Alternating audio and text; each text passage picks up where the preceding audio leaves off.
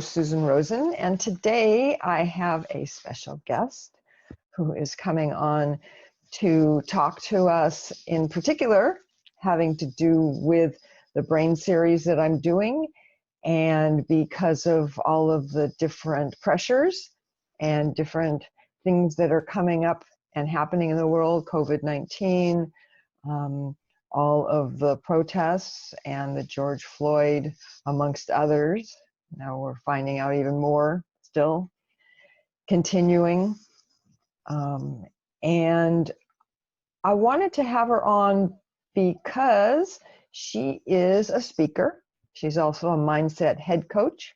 She's based in the UK, and she has over 25 years of experience in the personal development world. And she loves traveling and teaching a new paradigm of psychology that has been, as she puts it, discreetly emanating throughout the world. And I have met Clesia through that new paradigm. She's been doing it for a lot longer than I have, and I'm very interested to hear more about her experience and also how it has been helping her and how it can help all of us going forward in this time of change. So, Clesia Mendes, say hello. Hello, Susan. Thank you very much for having me. Oh, thank you for coming on. It's a real pleasure. Why don't we start with talking about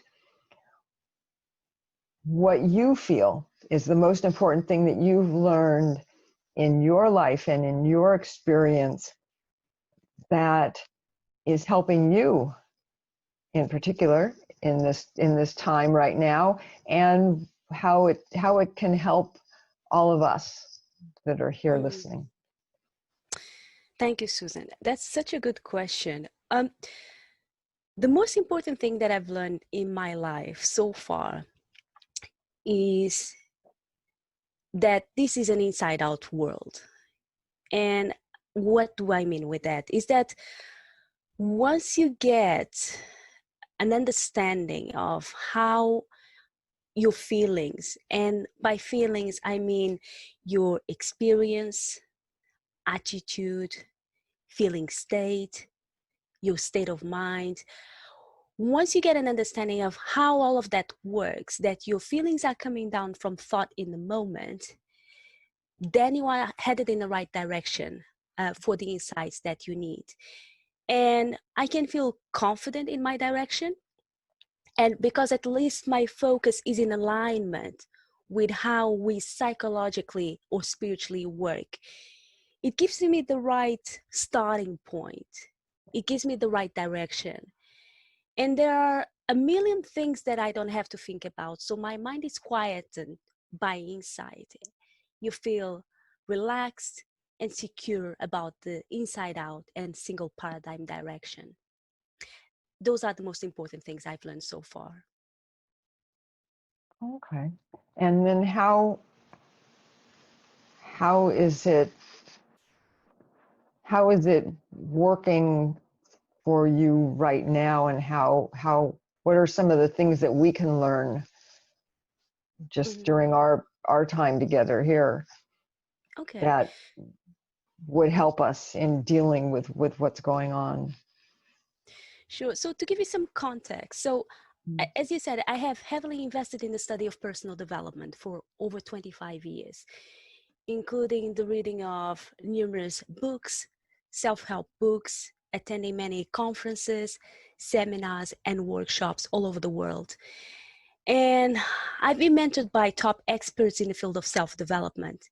And I did things like walking on fire, bend arrows, and run marathons. As well, I've studied many modalities.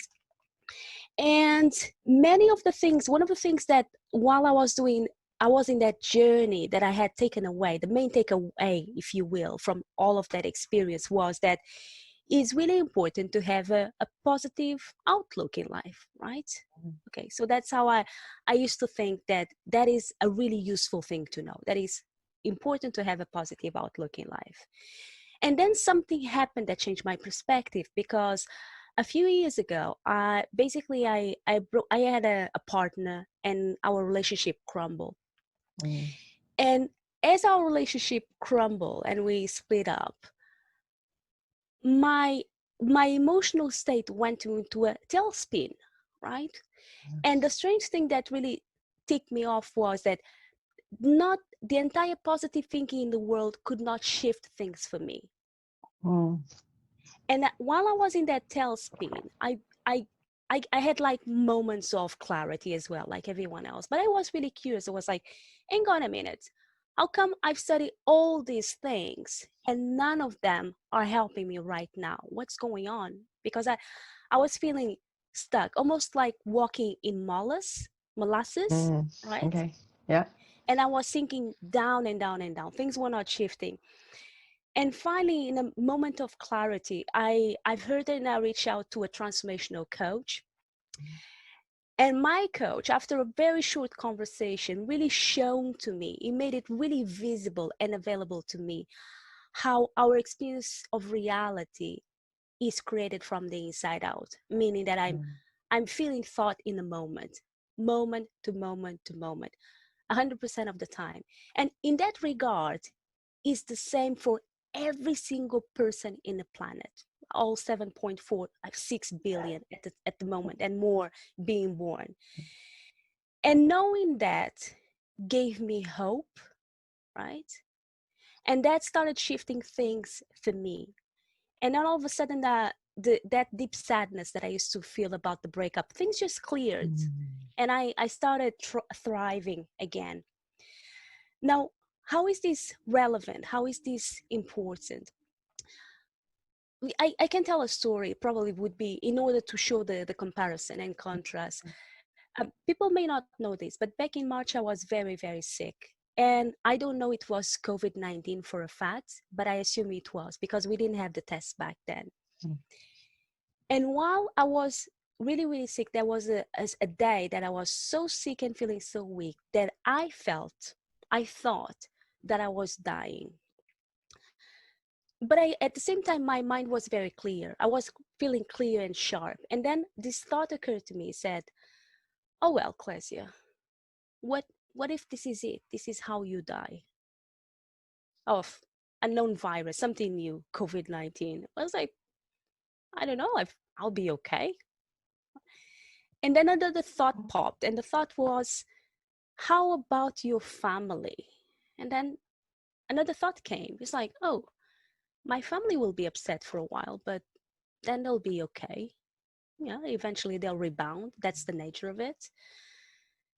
And then another thought came through. It's like, how about your friends? It's like, yeah, my friends would be sad for a while, but eventually they would get over it as well. They would get back to center.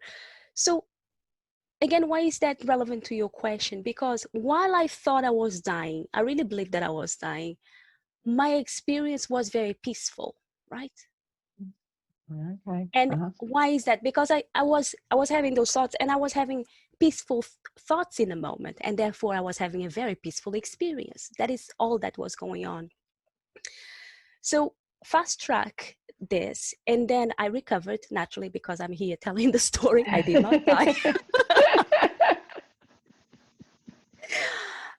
Fast track this, and as you mentioned, I'm based in UK, and all of a sudden I start hearing on the news all this conversation and agitation that is going on US regarding the assassination of George Floyd and many other people as well, and how intrinsic racism is becoming visible, right? And is really manifesting in a great way.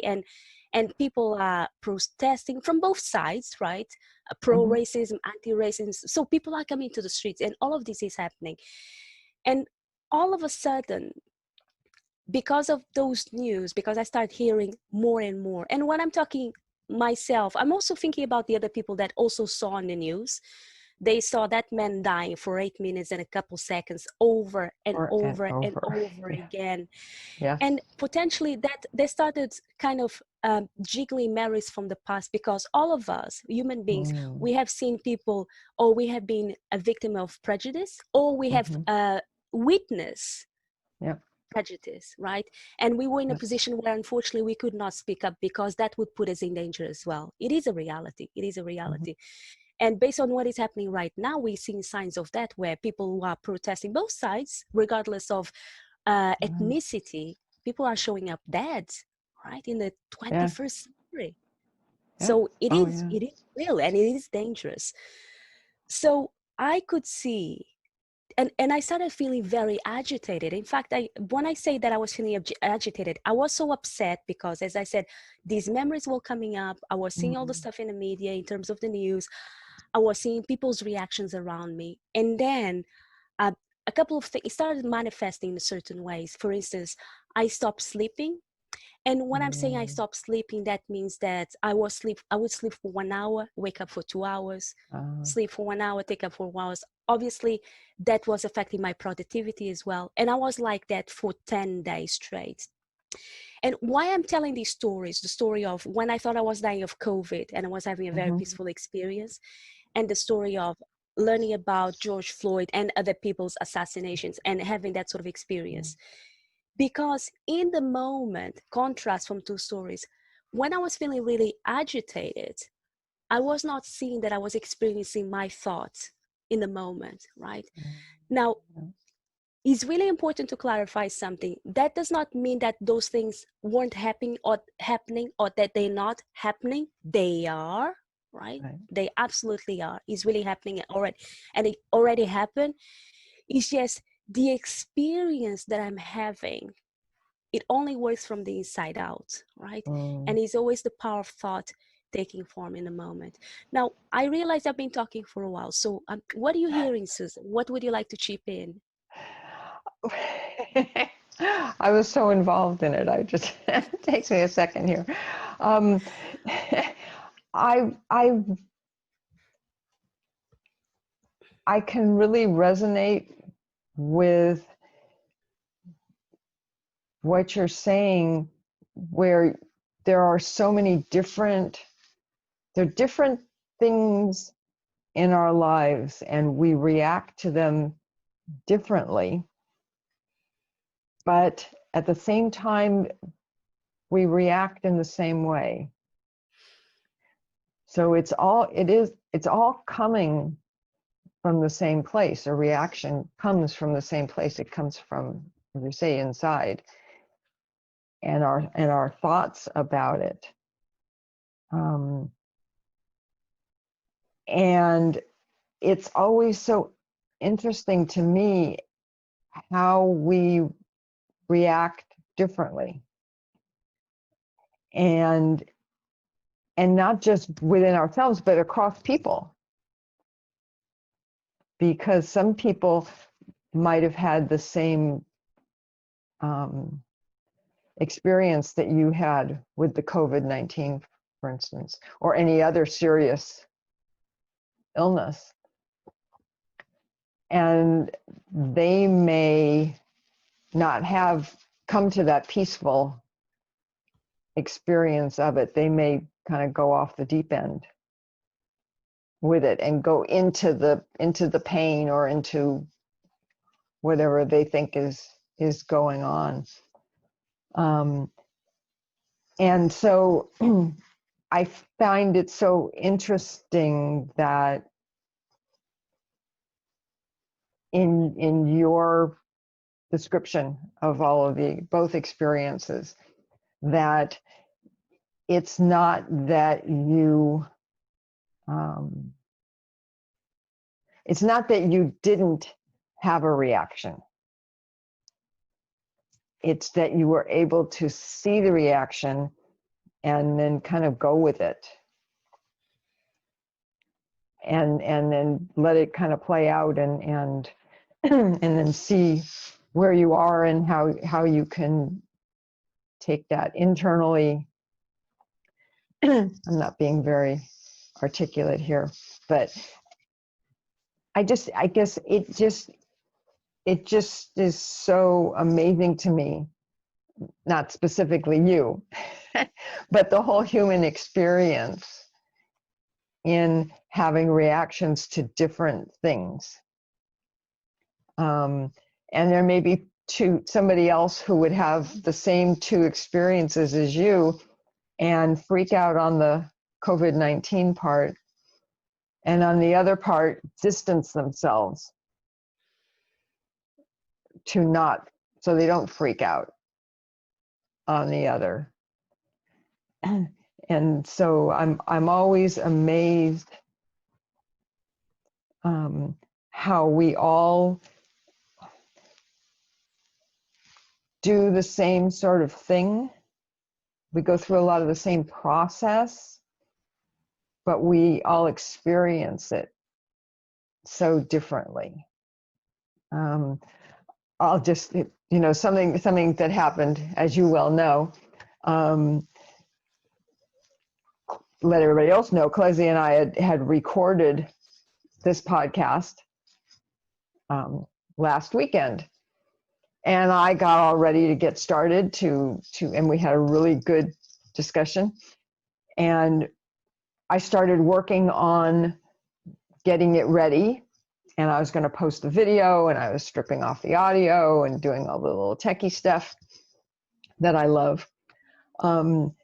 And realized that I couldn't hear my side of the conversation. It had not gotten recorded.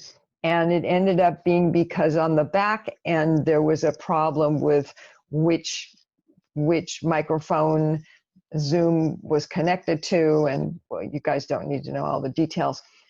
But anyways, I would say that probably 6 months ago, I would have gone off the deep end over that. I mean, I did. I was swearing at the computer and swearing at myself and all of this. And my husband came in and thought I'd killed myself or something. And I'm like, no. And I told him what happened, and he gave me his advice. But I would have been beating myself up about that for days, maybe even longer. And having learned this inside out way of looking at life and living life, I realized that about an hour or so later, I was okay. I wasn't beating myself up. I was just like, well, that happened. Okay, send Clesia a message saying, can we do it again? Please. And I said, absolutely. Yes, and I thanked her many times. But it kind of takes the edge off of it. I think that's the maybe that's not totally true. They had the edge at the beginning, but then I was able to move on.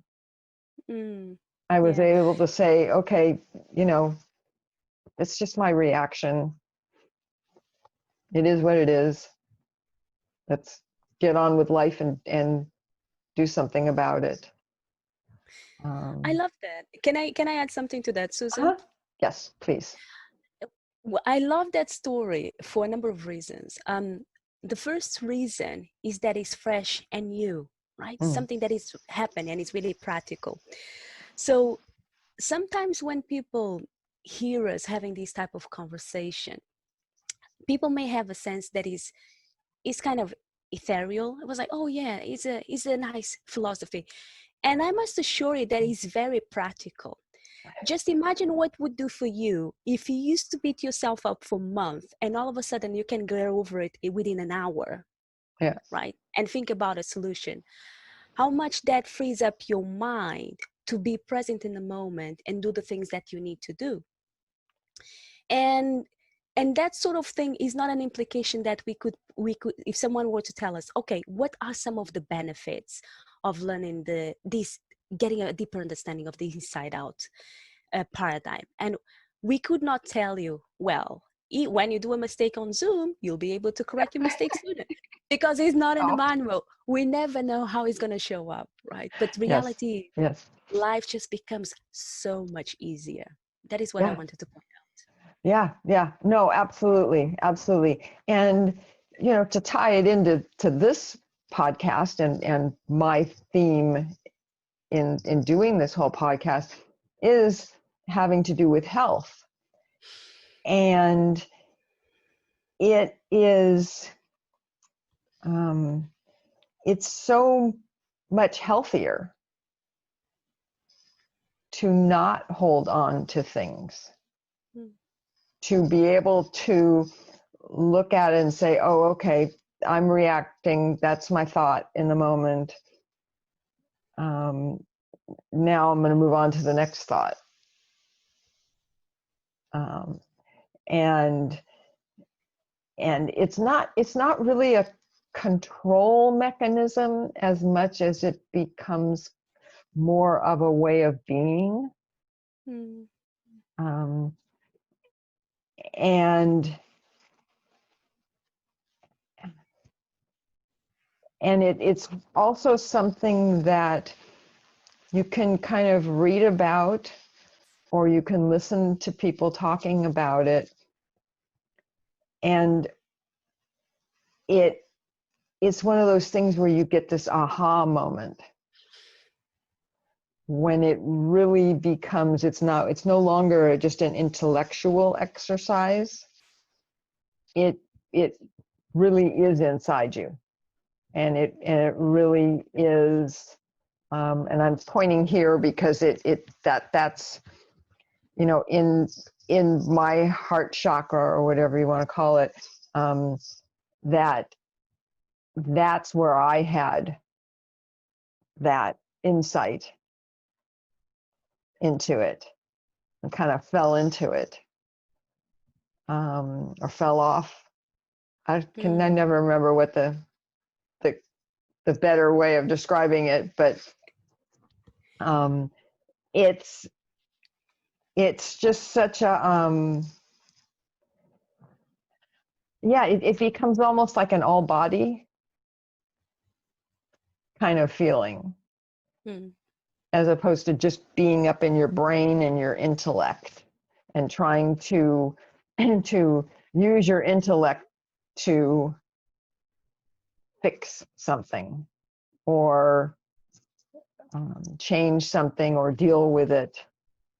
I realize that we say it has a thought, and the thought has a feeling, but it's still, to me, it's more from from my heart than it is from my brain. Yeah. And I'm glad you've pointed that out, because there is one of the distinctions that people sometimes make. When you're talking about the thought feeling connection, which, by the way, are two sides of the same coin. You always feeling your thought, just the only way it works. They may ask, when you're talking about the thought feeling connection, are you talking about the brain? And I can tell people, well, yes and no. What we are pointing to, it's that energy of life that powers the brain, right? That energy of life that is connected to everything.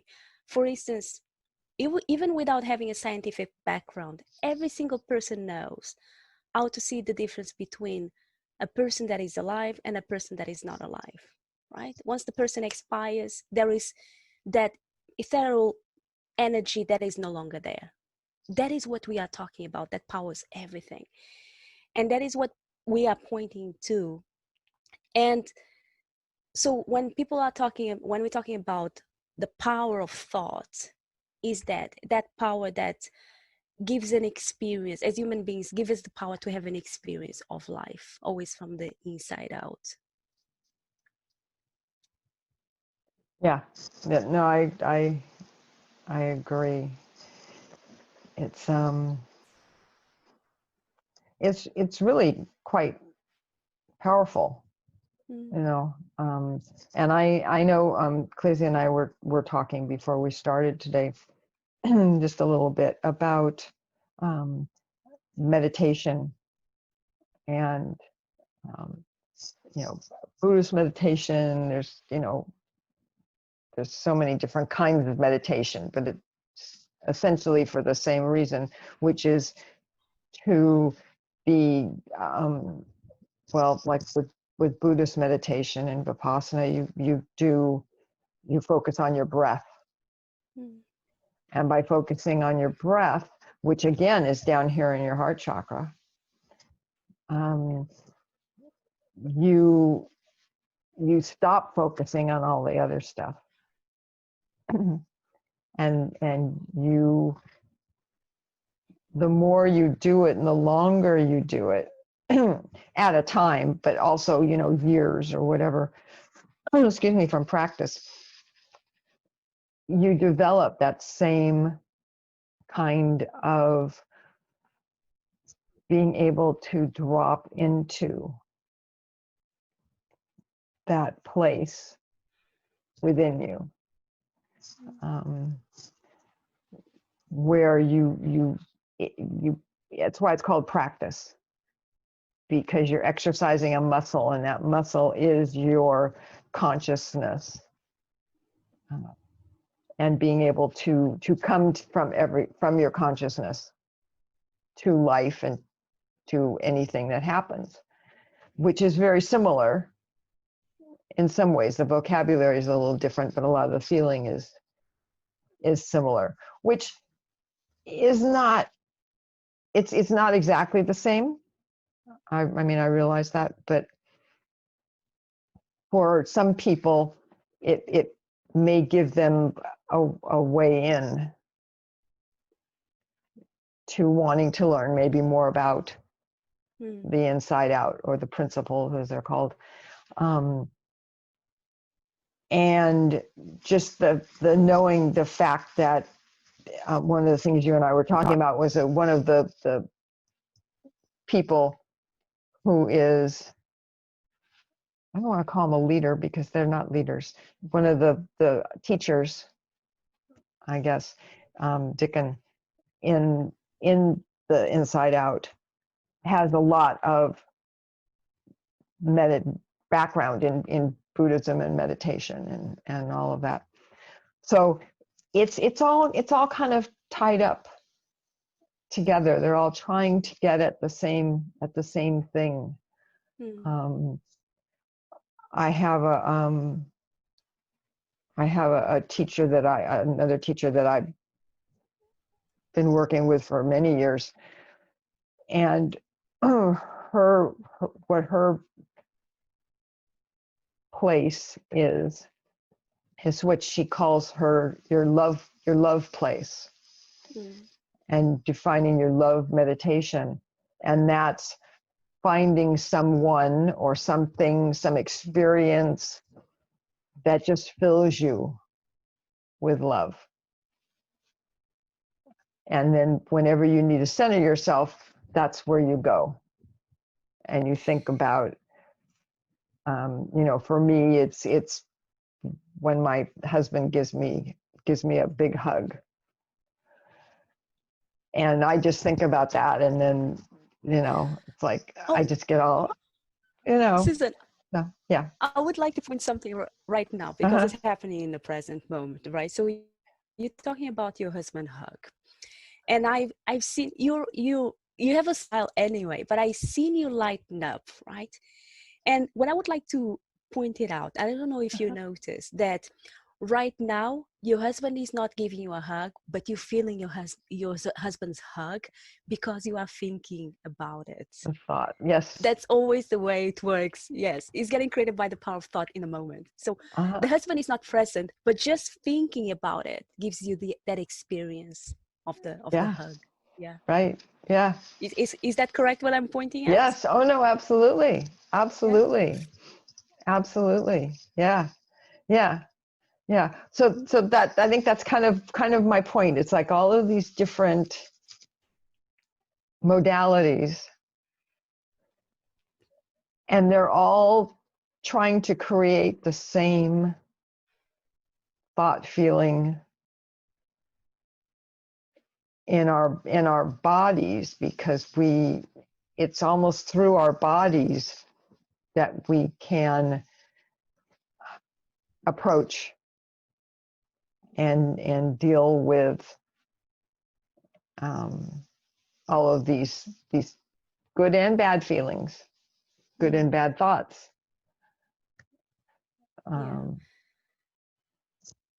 In a way, yes, and in a way, it's an unavoidable evolution. That is one of my teachers used to say. It's unavoidable evolution. And why is that? Because early in the beginning of this podcast, I was sharing my experience of over 25 years of personal development. So I've done all of those things. And then I get to a crossroad, but all of those things are not helping me, right? So the question arises, why is not helping? What else is out there? And asking the question opens up the door for something new that is more in alignment with the way things already work. And that is what makes the difference for me. So naturally, I can't talk for other people or their experience, but I assume based on results that they've gone through, everyone would have a different path and a different journey, but they've done all of those things as well. But then they get to a point where they come across this that for whatever reason is more in alignment, and all of a sudden they can relax because there is less to do, and still you have the experience of being at peace, being connected, clear-minded, in your, like you call it, your heart chakra. You get the experience without the practice. And if someone has a practice, I'm not saying stop doing your practice, absolutely not. Keep my saying is do what makes sense to you, right?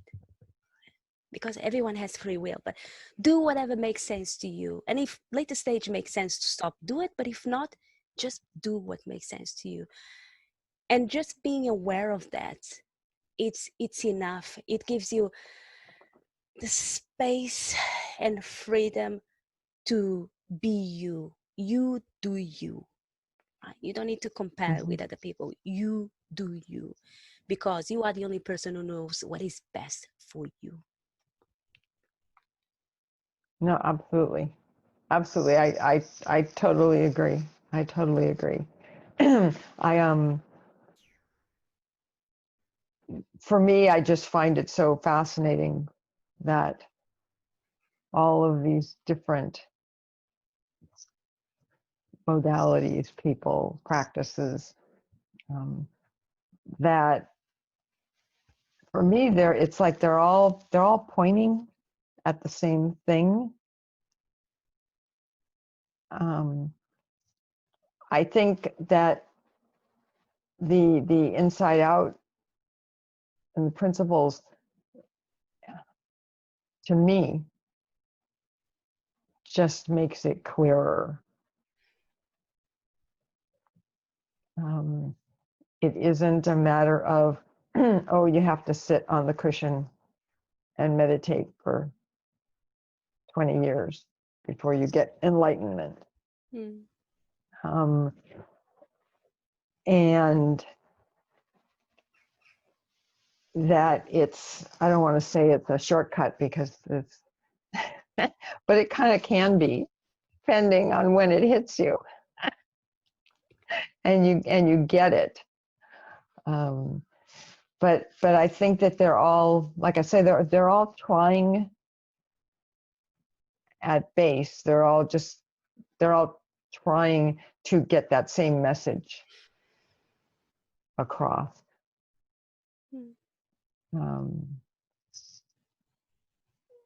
And then, of course, from a health point of view, meditation is wonderful for your brain. So, there can be other reasons to sit in meditation on a regular basis. Just like going out for a walk. It's the same kind of thing. So yeah, it's very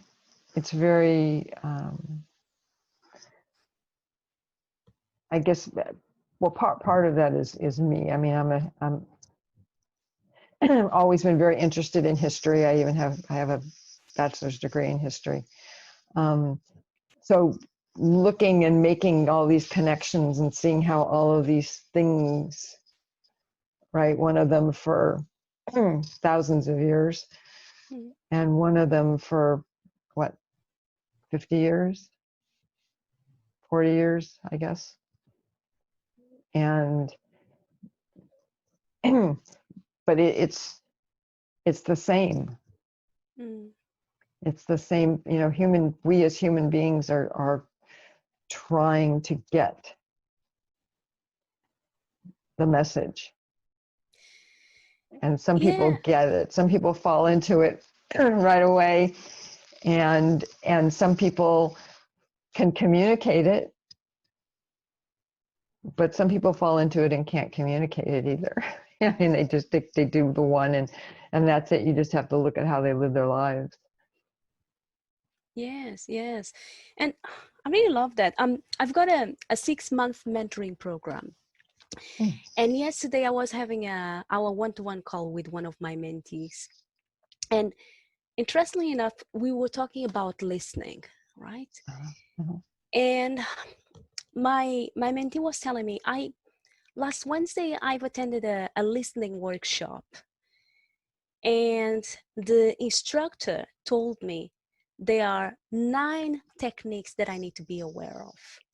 So she started listing those techniques, and obviously she forgot a few because 9 is too many to track.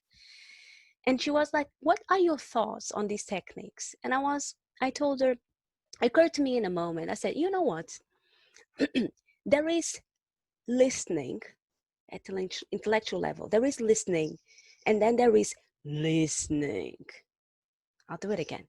There is listening, and there is listening. Yeah. And the way I see it is listening at the intellectual level is almost like, imagine the sea, right? There is this big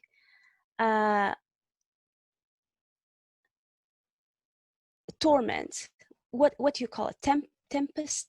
Oh, I can't remember Yeah, the word. yeah, like a tempest, like a storm. Storm. Yes, I like that word is better. Storm.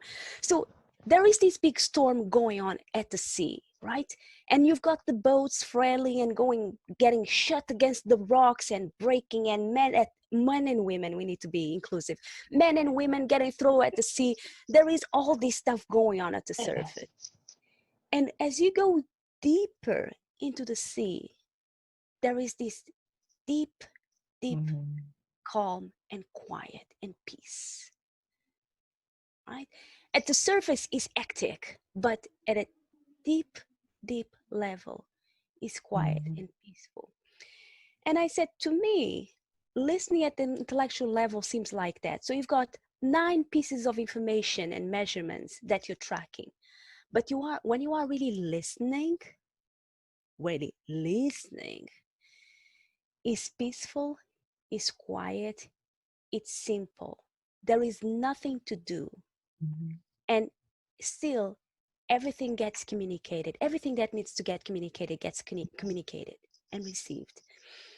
So that is what I was sharing with my mentee. And then I asked her, "What did you hear?" And she was, you know, sometimes when I'm giving a speech and I'm speaking from that deeper feeling, I notice that my audience gets impacted.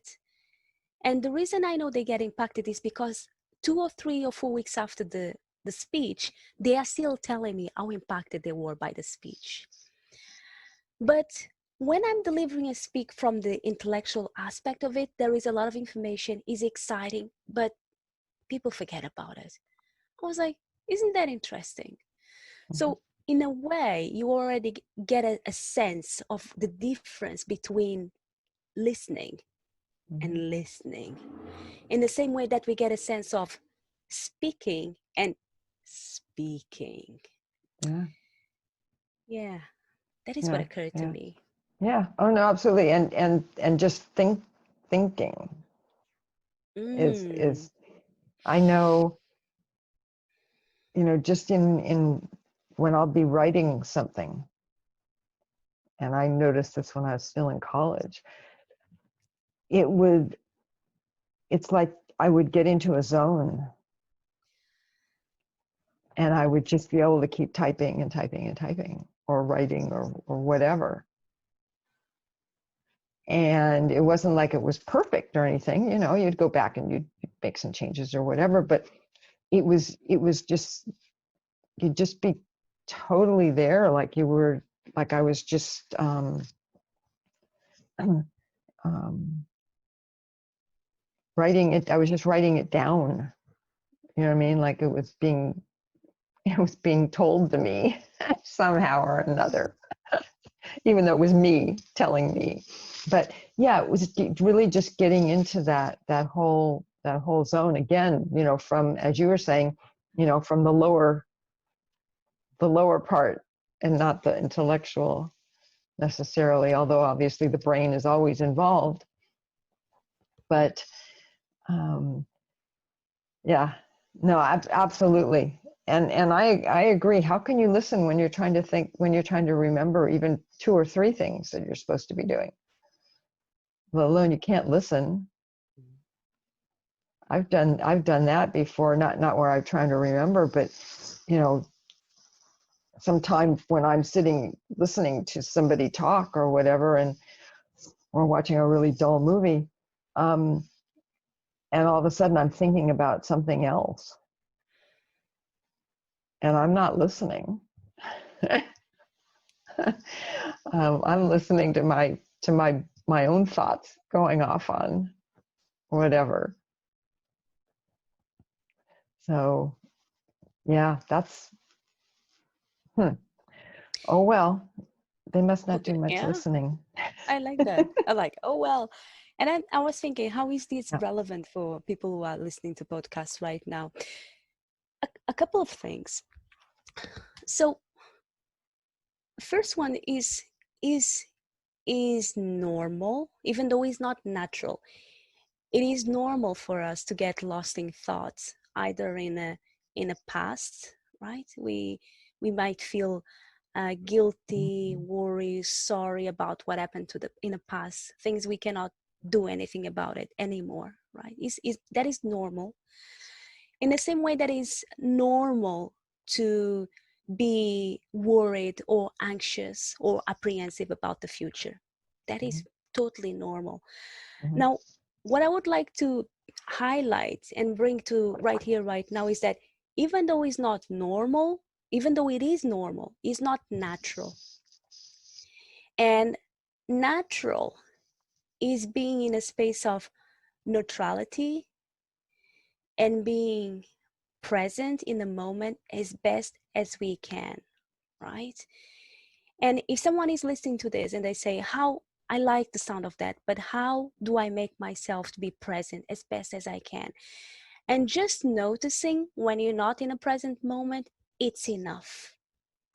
Because once you notice, it's almost like poking a finger into the thought bubble you were lost in. It just runs out of air, just pew, and you are right here, right now, again.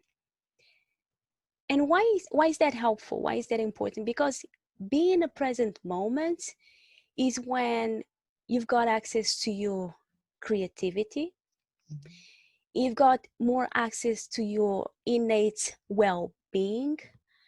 You're gonna have insights about what you need support most. It may occur to you, for instance, if you've got like a food allergy, to pick up that book or listen to that podcast or reach out to that person.